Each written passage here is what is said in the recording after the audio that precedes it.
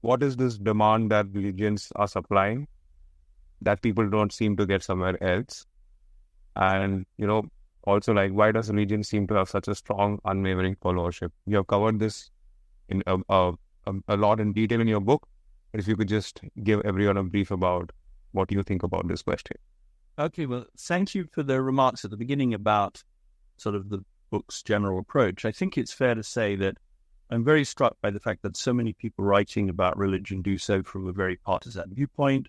Either they're very strong supporters of religion in general or their religion in particular, and they want to make the case against skeptics who are either from a different religion or from no religion, or they're attacking religion as being irrational and superstitious and so forth. And I was convinced that that kind of polarization in discussion of religion does none of us any good, and that there must be space for a discussion about how does religion function, how does it work, using tools and approaches that are part of social science, the social science toolkit, and to which you can subscribe and which you can use fruitfully, whether you happen to be personally religious or not. Now, full disclosure, I'm not personally religious, but I have nothing against religion. I don't want to persuade anybody against it. And my hope is that I can have a fruitful dialogue with people who belong to all kinds of religious movements. And there's a whole toolkit of concepts and approaches which we can use to discuss how religion.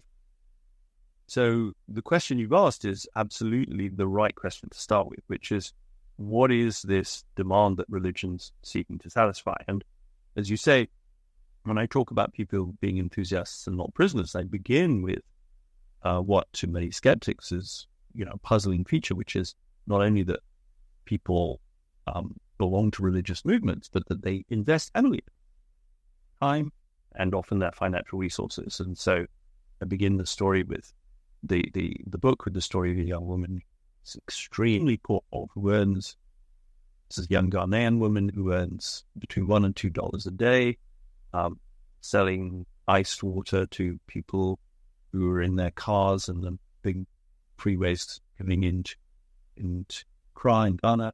And she gives, by my calculations, about 12% of her income to a church whose pastor is extremely rich, who doesn't need the money.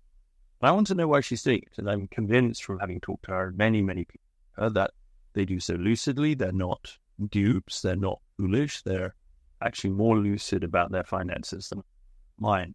And I think that if you are condescending to such people, if you treat them as foolish or as deceived, then you miss something really.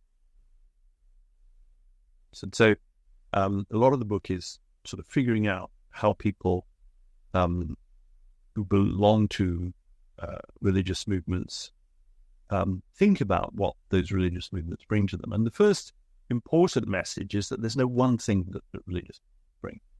And in a way, that was an important understanding for me, because when I began thinking about doing research on religion, I first started thinking about it seriously 15 to 20 years ago. And, this was already well into my career as an economist, and I'd been working on things. I started by thinking, I want to understand what this psychological propensity religiosity is. What is it that makes people want to be religious? And I've now become convinced that's the wrong question. I don't think there is a single psychological trait. There is a tendency for people to seek many, many different things from religion, and religions offer a huge array of different things that people might want. But what makes them religious as opposed to other suppliers of these various things that people might want, which I'll come back to in a moment, is that they offer these different services in a context of belief in the presence of invisible spirits who intervene in the world, who can affect our welfare, who can respond to our communications, and whose activities give a point to the things that we do when we come together in communities, to the rituals that we undertake, to the community activities we undertake, whether it's something like singing, which, you can meet together with a group of friends to sing. But if you meet together in a religious community to sing, you sing about things that have to do with that community's interaction with what are believed to be invisible spirits intervening.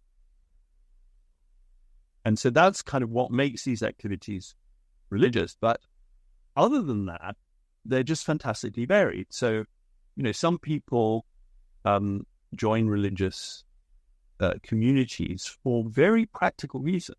They maybe have come from the countryside to the city. They don't know anybody there, so they want to meet some people. Okay, and they don't just want to meet people completely at random, and they want to meet people who they have some reason to think are serious, are trustworthy, are morally admirable, or at least trying to be morally admirable. People who will not despise them, people who will take them seriously. So, you could start by thinking of religion as a social. It's not just a social. It is a social club as well. And of course, like many social clubs, it then offers many other things, like, help when you're sick, like financial support. You have people you can go to. I talk a lot in the book about the evidence that religious communities offer financial support to people who are in trouble, help when they're sick.